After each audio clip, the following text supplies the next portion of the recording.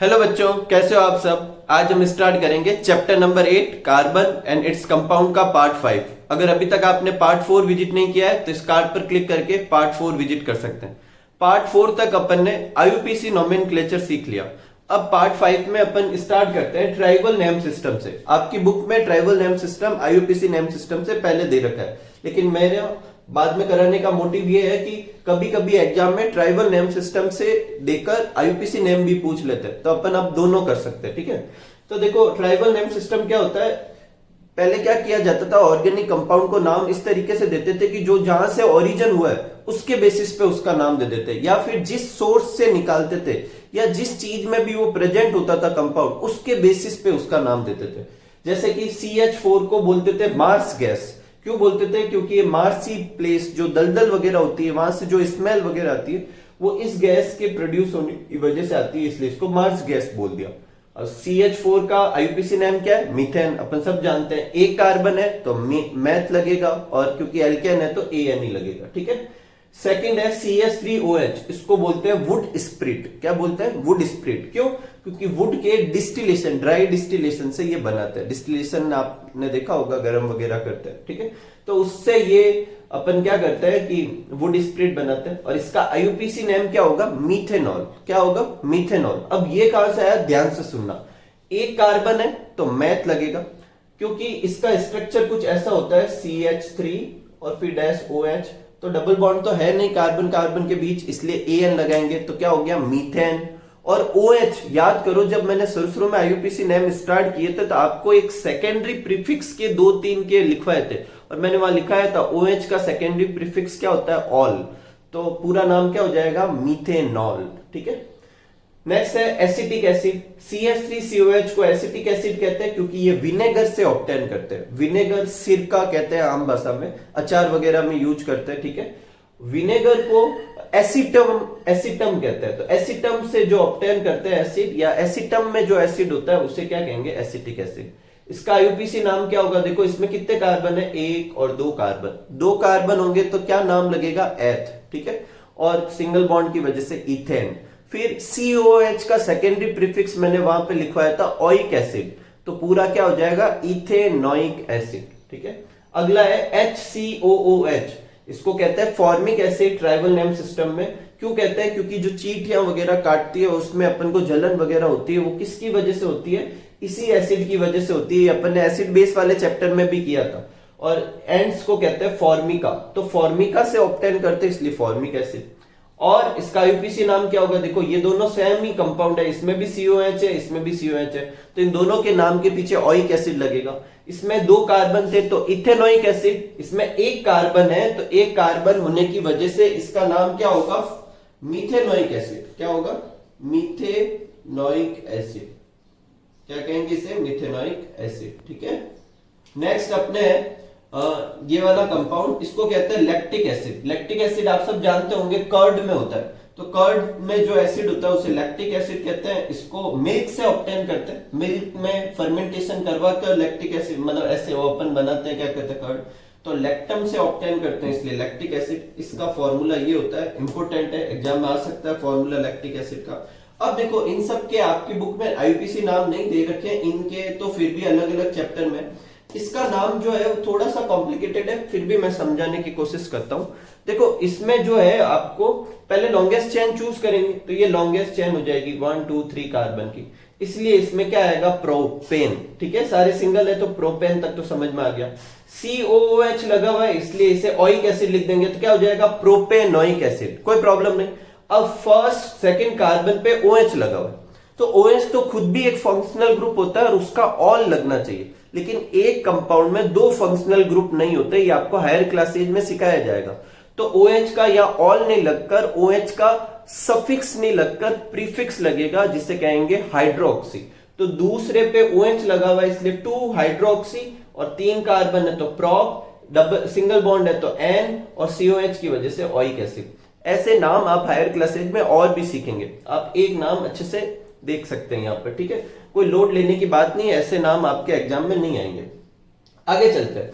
देखो tribal name system ने unbranch जो ब्रांच हाइड्रोकार्बन थे उनको भी नाम देने की कोशिश की थी, जो ब्रांच अपने हाइड्रोकार्बन थे उनको भी नाम देने की कोशिश की है। ब्रांच हाइड्रोकार्बन में क्या होता है कि एक स्ट्रेट चेन के अलावा ब्रांचिंग भी होती है, तो आईयूपीसी में तो अपन नंबरिंग वगैरह कर देते हैं। अब जो ये ट्राइबल नेम सिस्टम था, वो जैसे 5 कार्बन का एल्केन है तो उसे क्या बोलेंगे, पेंटेन बोलेंगे। अब वो 5 कार्बन का एल्केन तो 3 तरीके से बना सकते हैं, सीधी चेन हो सकती है, एक 4 कार्बन की सीधी, एक कार्बन नीचे लगा सकते हैं, 3 कार्बन ऐसे, एक कार्बन ऊपर एक कार्बन नीचे। अब इन सबको तो पेंटेन कहूंगा तो फिर पता कैसे करूंगा। तो आईयूपीसी में तो अपन स्ट्रेट वो लॉन्गेस्ट चेन चूज करके इन सब के नाम अलग अलग आते हैं। लेकिन ट्राइबल नेम सिस्टम ने क्या बोला, तो उन्होंने कहा कि अगर चेन सीधी है, एकदम स्ट्रेट चेन है, तो उसके आगे एन लगाएंगे, मतलब जो भी उसका एल्केन का नाम होगा उसके आगे एन लगाएंगे, ठीक है। एन बोले तो नॉर्मल चेन है, ठीक है। लेकिन अगर एक तरफ ऐसा हो CH3 CH CH3, मतलब सेकंड कार्बन पे एक ब्रांचिंग हो CH3 वाली, ये ऐसा कुछ हो, और फिर आगे कितने भी कार्बन हो, वो जितने कार्बन हो गए उसके हिसाब से एल्केन नाम हो जाएगा। ऐसे में आगे उसके आइसो लगाएंगे। और अगर ऐसा बन रहा है CH3 C CH3 CH3, मतलब इस तरीके की ब्रांचिंग है सेकंड कार्बन पे, और फिर आगे कितना भी लंबा हो तो उसे अपन कहेंगे नियो एल्केन। क्या कहेंगे, नियो एल्केन। दूसरी चीज, ये ऐसा नाम कहां से देना स्टार्ट करना है, कम से कम 4 कार्बन होने चाहिए। कितने कार्बन होने चाहिए, 4 कार्बन। एक चीज मैं अभी क्लियर कर देता हूं, अगर 3 कार्बन के केस में ऐसा दे दे, ठीक है, अब क्या है, किसका नाम दो, तो देखो ये मैच तो कर रहा है इधर इससे, लेकिन आगे तो कुछ है ही नहीं। मैंने कहा ना आगे भी कुछ होना चाहिए, और इसको जब अपन लॉन्गेस्ट चेन चूज करेंगे तो ऐसे ही चूज कर लेंगे, तो ये तो सिंपल सा प्रोपेन है।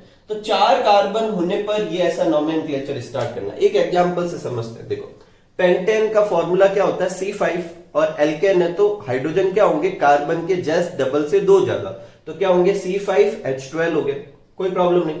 अब मेरी बात ध्यान सुनना, 5 कार्बन ऐसे सीधे जोड़ सकता हूं, 4 कार्बन ऐसे जोड़ के एक ये कर दी, और ये 3। इसके अलावा भी पॉसिबिलिटी, जैसे इसमें तो नहीं है और किसी में और भी पॉसिबिलिटी हो सकती है, ठीक है। ये वाला इधर भी जोड़ोगे तो अभी वही बात कहलाएगी, क्योंकि फिर इधर से चेन स्टार्ट हो जाएगी। अब देखो, ये सीधी चेन थी तो इसको अपन कहेंगे एन पेंटेन, ठीक है। इस वाले में देखो ऐसा ग्रुप बन रहा है, ये देखो ये बन रहा है ना अपने, ये ऐसा कुछ, ये ऐसा बनता है तो अपन क्या लगाएंगे, आइसो, तो ये आइसो पेंटेन। और ये वाला देखो इससे मैच कर रहा है, CH3 CH3 C, ये CH3 CH3 C, और फिर एक CH3 जुड़ा हुआ, टोटल कार्बन 5 कार्बन है इसलिए पेंटेन, और ऐसा है इसलिए नियो पेंटेन, ठीक है। कभी कभी आपको उल्टे नाम भी पूछे जाते हैं, मतलब ट्राइबल नेम सिस्टम दे देते हैं और फिर कहते हैं आईयूपीसी नेम निकालो। तो देखो कैसे करेंगे, जैसे एग्जाम में कहे कि नियो पेंटेन करो, तो एग्जाम में देखो कैसे बनाएंगे, ध्यान से सुनना। जैसे ही आपको नाम में दिखे नियो, तो नियो दिखते ही नियो का स्ट्रक्चर तो बना ही देना, ये अपना हो गया नियो, ठीक है। इतना होने पे तो अपन नियो लिखते ही। अब कार्बन काउंट कर लो, कितने कार्बन हो गए, 4 कार्बन हो गए। अब जितने भी उसके नाम के हिसाब से कार्बन लगे वो सीधे सीधे आगे जोड़ दो। जैसे पेंटेन में टोटल कितने कार्बन होने चाहिए, 5, 4 तो ऐसे हो गए, एक कार्बन और जोड़ देते। अगर ये नियो हेक्सेन देता तो 2 कार्बन जोड़ देते, नियो हेप्टेन देता तो आगे 3 कार्बन जोड़ देते। तो ये नियो पेंटेन है तो ये एक कार्बन जोड़ा, इसकी वैलेंसी पूरी कर देते हैं, इस तरफ से एक तरफ से जुड़ा हुआ है तो 3 हाइड्रोजन और लग जाएंगे। अब इसका नाम देते हैं। सबसे पहले क्या करेंगे, लॉन्गेस्ट चेन चूज करेंगे, ये लॉन्गेस्ट चेन हो गई, फिर नंबरिंग करेंगे, ये 1 2 3 हो गया, ठीक है। तो क्या नाम हो जाएगा, दूसरे कार्बन पे मिथाइल है 2 बार, तो 2,2 डाई मिथाइल और 3 कार्बन प्रोपेन, तो नियो पेंटेन का आईयूपीसी नाम क्या है, 2,2 डाई मिथाइल प्रोपेन। ऐसे कैसे आइसो पेंटेन का देना होगा तो क्या होगा, 2 मिथाइल ब्यूटेन, ठीक है, इसका तो पेंटेन ही होगा। एक और बनाना है आइसो हेक्सेन, आइसो हेक्सेन बनाते हैं। देखो आइसो हेक्सेन बनाने के लिए पहले आइसो ग्रुप बना देंगे, ये अपना आइसो ग्रुप कुछ ऐसा होता है, ये हो गया आइसो ग्रुप, ठीक है। इसमें कितने कार्बन है, 3 कार्बन। अब हेक्सेन में टोटल कितने कार्बन होते हैं, 6, तो 3 तो ये आगे, 3 और जोड़ने तो वो आगे जोड़ देंगे, CH2 CH2 CH3, ठीक है। और ये अपना मेन चेन हो जाएगी, नंबरिंग यहां से कर देंगे, ठीक है। तो क्या हो जाएगा, 2 मिथाइल पेंटेन। एक चीज जो आपको अच्छे से फोकस करके सुनना है वो है ये, अगर एग्जाम में आए कि आइसो ऑक्टेन का बनाओ, आईयूपीसी नाम लिखो, तो हिसाब से तो रूल ये कहता है कि पहले ऐसा कर दो, ये आइसो तो यही होता है ग्रुप, 3 तो हो गए, और 5 कार्बन ऐसे सीधे लगा दो, ठीक है। और फिर उसका नाम हो जाएगा 2 मिथाइल हेप्टेन। लेकिन ये बहुत पहले ही इस पर्टिकुलर ग्रुप को, कुछ ऐसे स्ट्रक्चर को आइसो ऑक्टेन नाम दे दिया गया, तो अब उसे चेंज नहीं किया गया। तो आइसो ऑक्टेन का जो नाम है वो आपको ये स्ट्रक्चर याद करना पड़ेगा, इस तरीके से नहीं बना सकते। अगर आपको मेरी बात पे विश्वास ना हो तो आप नेट पे सर्च कर सकते हैं, इसको कोई कारण वारण नहीं है हिसाब से। तो आइसो ऑक्टेन का जो स्ट्रक्चर होता है कुछ ऐसा होना चाहिए, CH3 CH CH3, ये आइसो है, 3 कार्बन तो यहाँ हो गए। ऑक्टेन में टोटल कितने होते हैं, 8 कार्बन, तो 3 तो यहाँ हो गए, 5 और कार्बन लगा देंगे ऐसे, ठीक है। तब ये आइसो ऑक्टेन बनेगा और इसका आईयूपीएसी नाम क्या होना चाहिए, 2 मिथाइल हेप्टेन। लेकिन ये वाले ग्रुप को आइसो ऑक्टेन बोल दिया गया पहले। तो आपके अगर बाकी किसी का भी आए, आइसो नियो वगैरह, तो अपन बनाकर आईयूपीएसी नेम देंगे, सिर्फ एक आइसो ऑक्टेन को याद रखेंगे। आइसो ऑक्टेन का ये स्ट्रक्चर होता है, और एग्जाम में अगर बोले आइसो ऑक्टेन का आईयूपीएसी नाम लिखो तो अपन को ये स्ट्रक्चर बनाना और फिर नाम लिखना है। इसका नाम क्या हो जाएगा, देखो 2,2,4 ट्राई मिथाइल, क्या हो जाएंगे, कितने कार्बन है, 3 2 5, 2,2,4 ट्राई मिथाइल पेंटेन, ठीक है। ये स्ट्रक्चर अच्छे से याद करें, आपकी बुक में दे भी रखा है। तो इस तरीके से ट्राइबल नेम सिस्टम चलता है, आप ये नोट कर लीजिए। फिर अपन डिराइव नेम सिस्टम करते हैं, ठीक है। अगर समझ में नहीं आता तो एक बार वापस पीछे करके एक बार वापस सुने, अच्छे से हर लाइन सुने, आपको अच्छे से समझ में आएगा।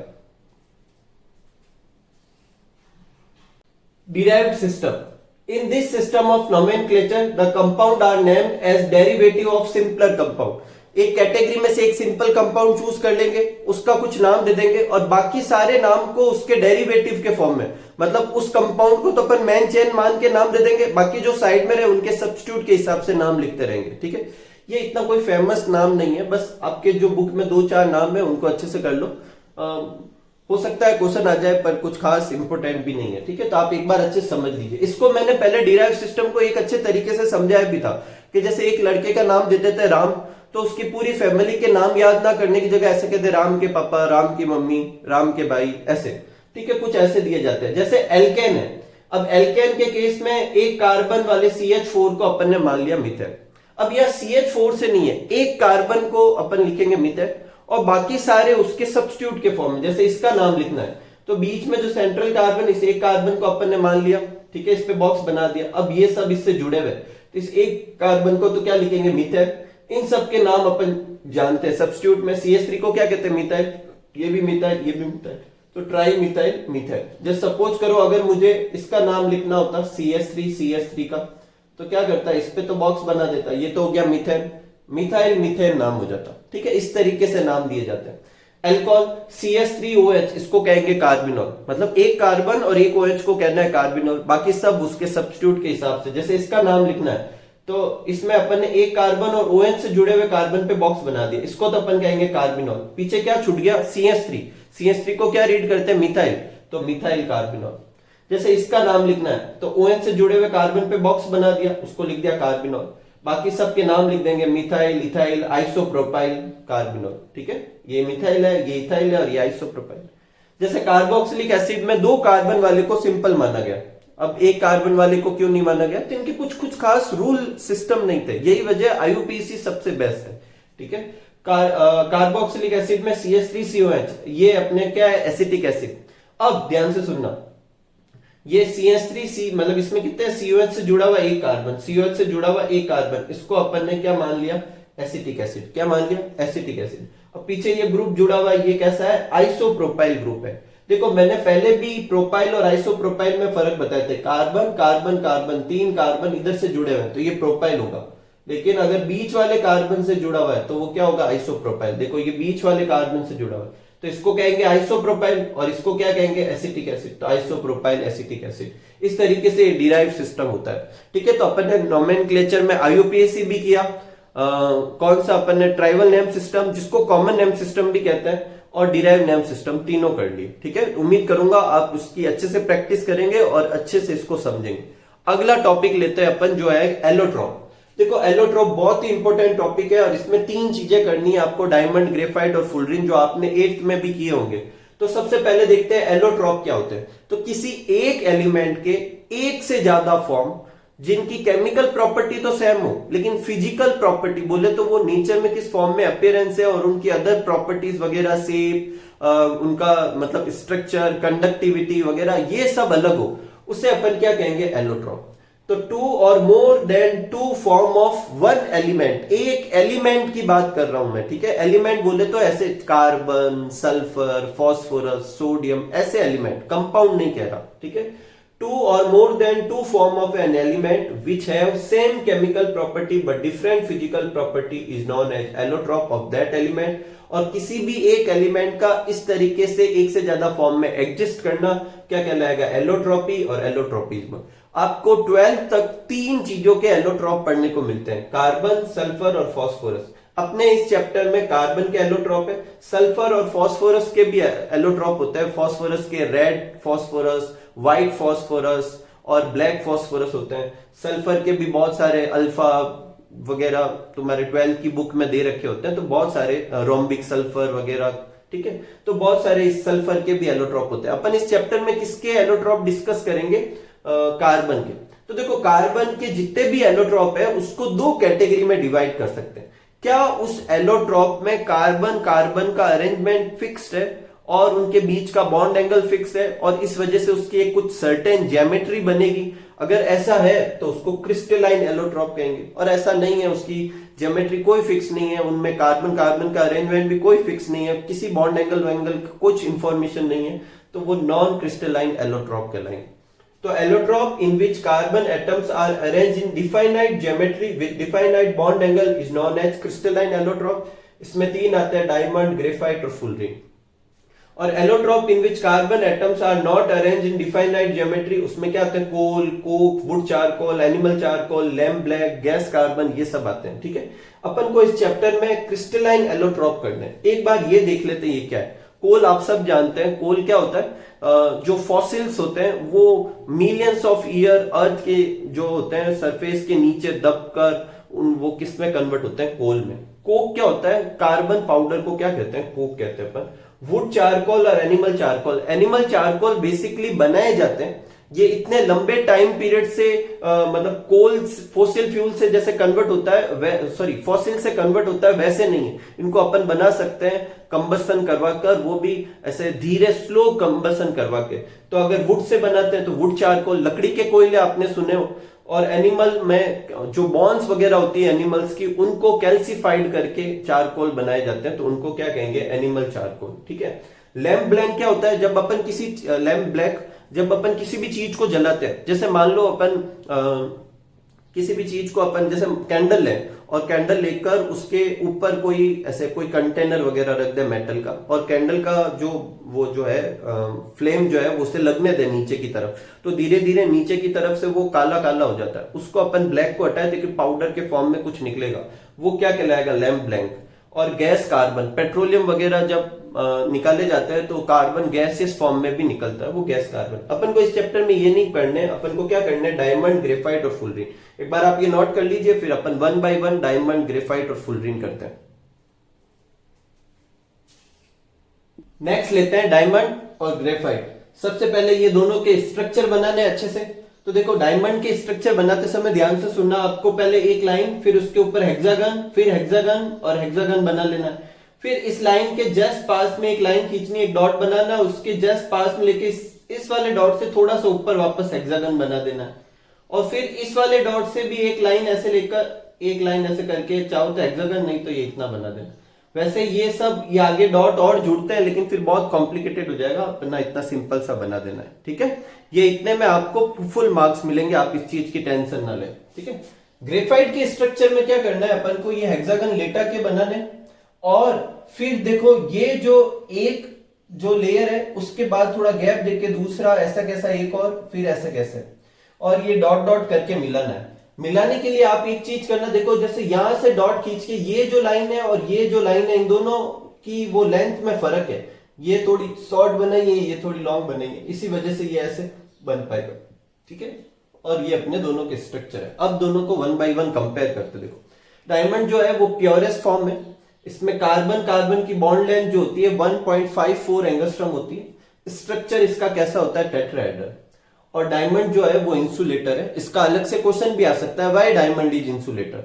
तो डायमंड इंसुलेटर क्यों है? एक कार्बन की 4 वैलेंसी होती है, बोले तो उसके पास 4 वैलेंस इलेक्ट्रॉन है जो कंडक्शन में पार्टिसिपेट कर सकते हैं, लेकिन वो कार्बन उन चारों इलेक्ट्रॉन को यूज कर लेता है अपने सराउंडिंग 4 कार्बन से। ये वाला कार्बन जो है इससे भी जुड़ा हुआ है, इससे भी जुड़ा हुआ है, इससे भी जुड़ा हुआ है, इससे भी जुड़ा हुआ है। तो यहां पर हर कार्बन जुड़ा हुआ होता है, अपन ने 1 2 के ही शो किए, लेकिन हर कार्बन जुड़ा होगा। तो एक कार्बन अपने चारों इलेक्ट्रॉनों को 4 अदर एटम के साथ जुड़ने में यूज कर लेता है, तो कोई पीछे फ्री इलेक्ट्रॉन तो बचा ही नहीं, तो फिर कंडक्शन कौन करेगा? इसलिए डायमंड कैसा होता है? इंसुलेटर होता है, कोई प्रॉब्लम नहीं। डायमंड इज हार्डेस्ट सब्सटेंस, और डायमंड क्या होता है? हार्डेस्ट सब्सटेंस होता है। ऐसा क्यों? देखो एक कार्बन जो है 4 बॉन्ड बनाएगा, कोवेलेंट बॉन्ड स्ट्रॉन्ग होते हैं, और 4 कोवेलेंट बॉन्ड बनाएगा, वो भी चारों तरफ, ऊपर नीचे आगे पीछे चारों तरफ बना लेगा। देखो जो टेट्राहेड्रल होता है वो कुछ ऐसा होता है, 1 2 3, और तो चारों डायरेक्शन में 3D अरेंजमेंट, तीनों जो डायमेंशन है उसमें एक रिजिड स्ट्रक्चर बन जाएगा कोवेलेंट नेटवर्क का, जिसमें हर कार्बन 4 और कार्बन के साथ स्ट्रॉन्ग कोवेलेंट बॉन्ड से जुड़ा हुआ है। यही वजह है कि डायमंड कैसा होता है? स्ट्रॉन्ग होता है, ठीक है, हार्ड होता है। Each carbon atom is covalently bonded to 4 other carbon atom forming a rigid 3D structure.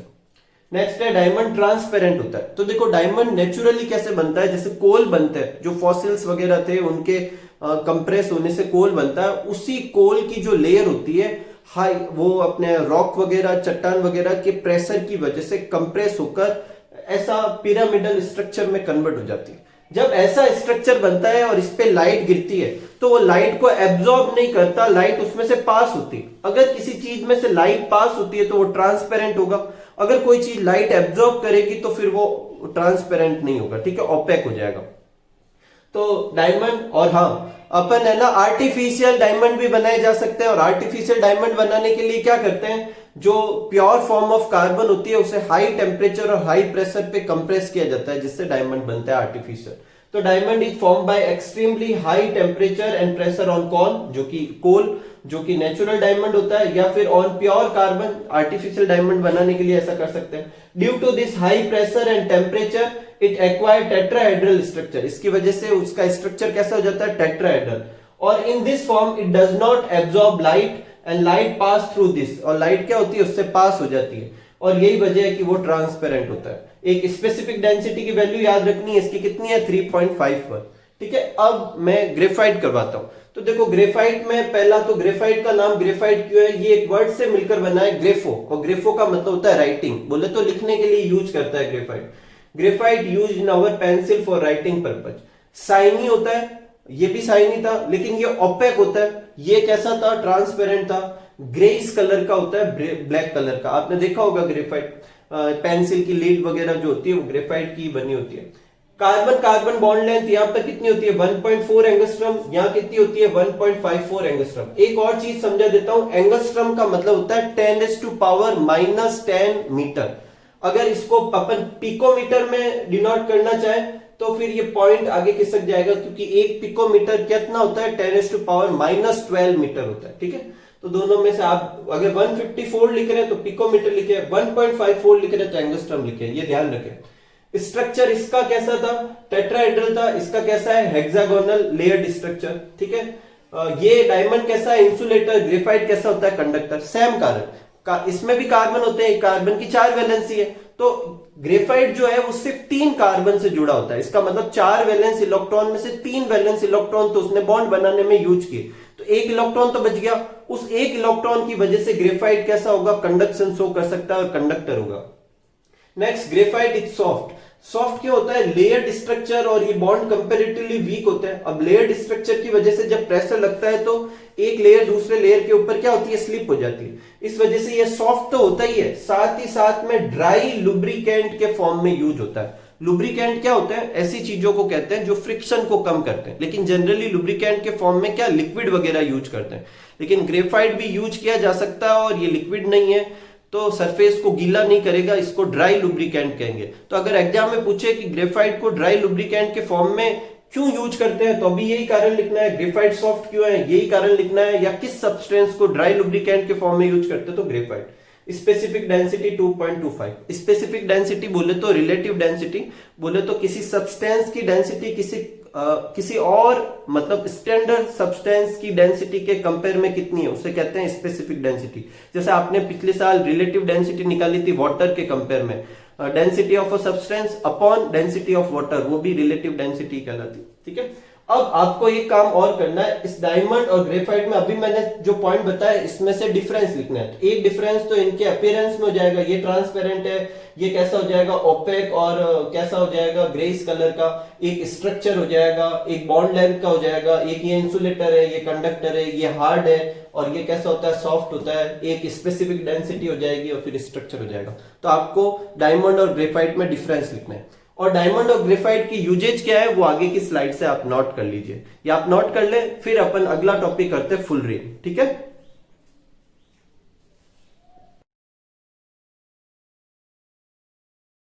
Next अपने हैं फुलरीन। तो फुलरीन कुछ इस तरीके का दिखाई देता है।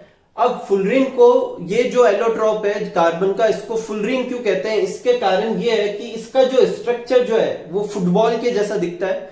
और अगर और स्पेसिफाई बोला जाए तो एक जियोडोम डिस्क जो कुछ ऐसी होती है, जिसको बकमिंस्टर फुलर करके एक आर्किटेक्ट थे उन्होंने बनाया था, उसके जैसा था, इसलिए इसको उनकी जो सरनेम है फुलर, उसके हिसाब से उसे फुलरीन बोला। और क्योंकि ये फुटबॉल जैसी दिखती है और बकमिंस्टर फुलर के जियोडोम डिस्क जैसी है, तो उनके बक से तो लिया गया बक्की, और फुटबॉल के जैसा दिखता है इसलिए बॉल।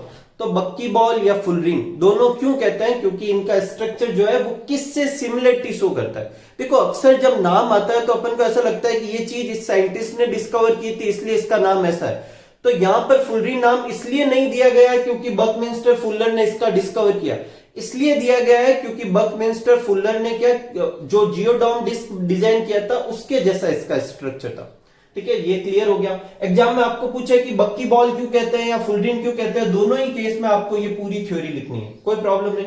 नेक्स्ट है फुलरीन जो होता है बहुत सारे टाइप के होते हैं अलग अलग नंबर ऑफ कार्बन के हिसाब से। तो एक फुलरीन को सी के नीचे एन लिखकर आगे फुलरीन लिखते हैं। अब एन क्या शो करता है, नंबर ऑफ कार्बन। जैसे C60 लिखो तो ये ऐसा फुलरीन होगा जिसमें कितने कार्बन होंगे, 60 कार्बन। सबसे स्टेबल फुलरीन भी यही है C60। अब इसमें 32 पॉलीगन्स होते हैं, जिसमें आपको याद रखना है कि C60 में कितने पॉलीगन होते हैं, 32। इसमें से 20 होते हैं हेक्सागोनल और 12 होते हैं पेंटागोनल। ठीक है, इंसुलेटर होता है ये, कार्बन कार्बन की बॉन्ड लेंथ 1.40 एंगस्ट्रॉम होती है। अभी तक आप समझ ही चुके होंगे इंसुलेटर है, इसका मतलब हर कार्बन 4 कार्बन से जुड़ा हुआ होगा। ठीक है, अब यूजेज क्या है, तो देखो आपकी बुक में लिखा हुआ है कि फुलरीन सुपर कंडक्टर की तरह बिहेव करता है। अब इसमें देखो ये थोड़ा सा अलग चीज है, इसको अच्छे समझो। पहले तो ये समझो सुपर कंडक्टर क्या होता है। सुपर कंडक्टर ऐसे सब्सटेंस को कहते हैं जो सर्टेन कंडीशन में जीरो रेजिस्टेंस शो करते हैं। उनका रेजिस्टेंस कितना हो जाता है, जीरो, और जीरो रेजिस्टेंस होगा तो उनकी कंडक्टेंस क्या होगी, इंफिनिटी। ऐसे सब्सटेंस को सुपर कंडक्टर कहते हैं। अपन इसको और अच्छे से डिस्कस करेंगे इलेक्ट्रिसिटी चैप्टर में। अब फुलरीन सुपर कंडक्टर की तरह बिहेव नहीं करता, एक्चुअल में उसमें थोड़ी मेटल मिला देते हैं, पोटेशियम और ऐसे। तो मेटल डॉप्ड मतलब कुछ इंप्योरिटी मिलाना। मेटल डॉप्ड फुलरीन जो होता है वो सुपर कंडक्टर की तरह बिहेव करता है। अपने ज्यादा डिटेल नहीं, अपने बस ये कर लो। और ये प्यूरिफिकेशन ऑफ नेचुरल गैस में काम में लिया जाता है और मॉलिक्यूलर बियरिंग के फॉर्म में यूज होता है। ठीक है, तो ये फुलरीन का डायग्राम भी आप ड्रॉ कर लेना।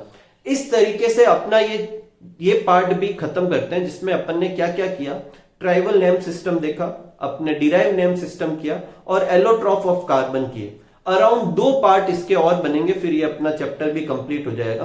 तो आप इस चैप्टर पे अच्छे से मेहनत कीजिए, खूब सारा हार्डवर्क कीजिए, खूब खुश रहिए और खूब मस्त रहिए। Thank you for watching.